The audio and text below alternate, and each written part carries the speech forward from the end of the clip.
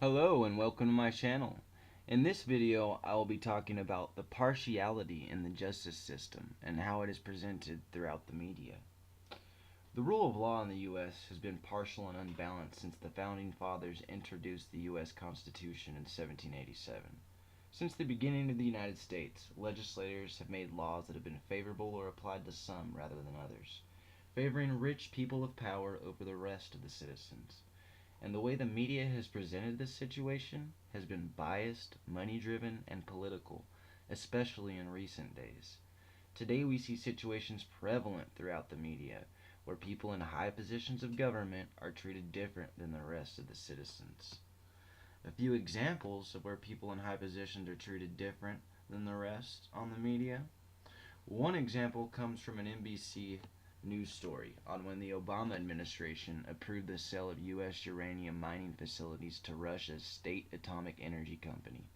Uranium is one of the key ingredients in nuclear bombs, and Mrs. Hillary Clinton at that time was Secretary of the State.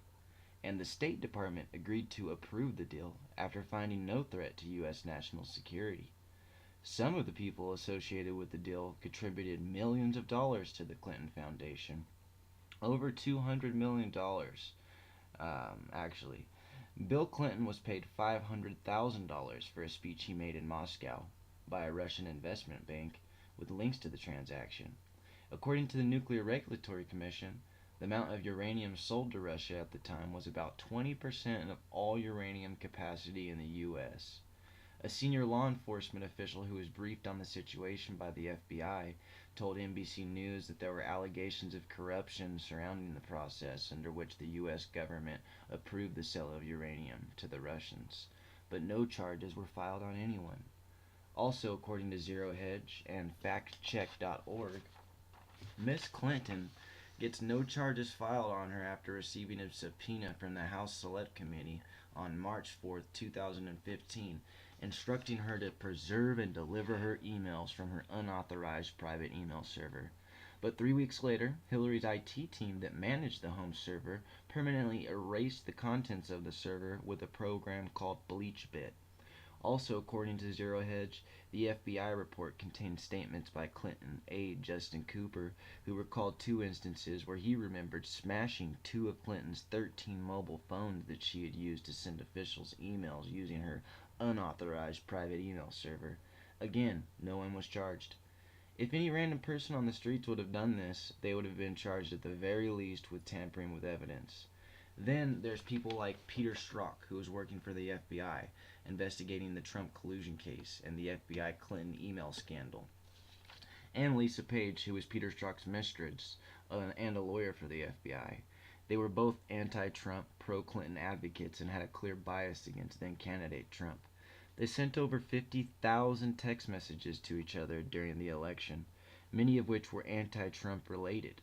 And GOP congressional investigators have alleged that the uncovered text messages between Strzok and Page may show a possible coordination between high-ranking officials in the Obama administration, the CIA, the FBI, and in the Justice Department in the early stages of the Russia investigation. Yet again, no charges have yet been filed on anyone. This information comes from Fox News and Zero Hedge. For any random citizen that is not attached to this power structure, when they are accused of a crime by the police or any law enforcement agency, and there is any evidence at all, that person will be arrested, charged, and at the very least sent home with a court date, where they will then have to answer to a judge. And unfortunately, this is just not the same process for people who have power in politics and wealth. The rule of law since the beginning of its conception in the United States has been far from perfect. In the beginning, the nation's laws were favorable towards rich white men in particular. The 1790s Naturalization Act preserved citizenship for whites only, and it wasn't until 1952 that the McCarran-Walter Act removed all racial barriers to becoming a U.S. citizen. In the 1970s, our nation's rule of law was still very, very much far from perfect. At this time, some would say that the nation's laws were too lenient. However, in the 1980s, the rule of law and how law was framed or portrayed in the media dramatically changed in the U.S.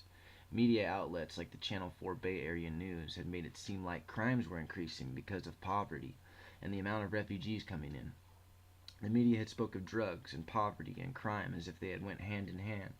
They had said that laws needed to change, new laws should be added, harsher sentences would prevent more crime. So after the 1970s and early 80s, the nation's laws became far more strict on many issues. As a result, according to the Bureau of Justice Statistics, from 1971 to 2007, the prison population had more than quadrupled in the United States, to amount to 2.25 million people in jail or prison in the U.S. This is the highest number of incarceration rates in the world. The number of incarceration rates for nonviolent offenses rose from just 50,000 in 1980 to 400,000 in 1997. By last year, which was 2017, Jerry Brown signed 898 bills into office. That's a lot of bills, right? You hear very little talk of how many laws California got rid of, though, in 2017. Besides making marijuana legal and making California a sanctuary state, which makes less laws for undocumented immigrants. In the 1980s, our public national debt dramatically increased. The government needed some way to pay this money back. The media had said the number of crimes were increasing because poverty was rising. I am suggesting that a big contributor to the increasing crime rates have been from the increasing amount of laws that have been being made. Don't you think? Isn't it possible that the government could have made more laws to make more money off incarcerations to help pay back their debt? Look, we are a nation of laws, at least that's what we're told. But when does a nation of laws turn into a nation of tyranny and control? And why are there harsh laws for most of the citizens, but for wealthy elites they get a free pass?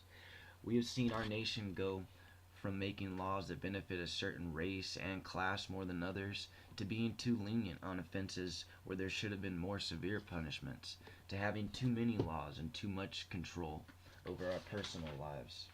So how do we get it right as a nation? Will we ever have an unbiased and impartial media and judicial system that reports the news with integrity and treats everyone fair regardless of their bias? If the people that are supposed to be role models to the nation aren't held to the same standards as everyone else, this is a kind of hypocrisy we can't accept in government.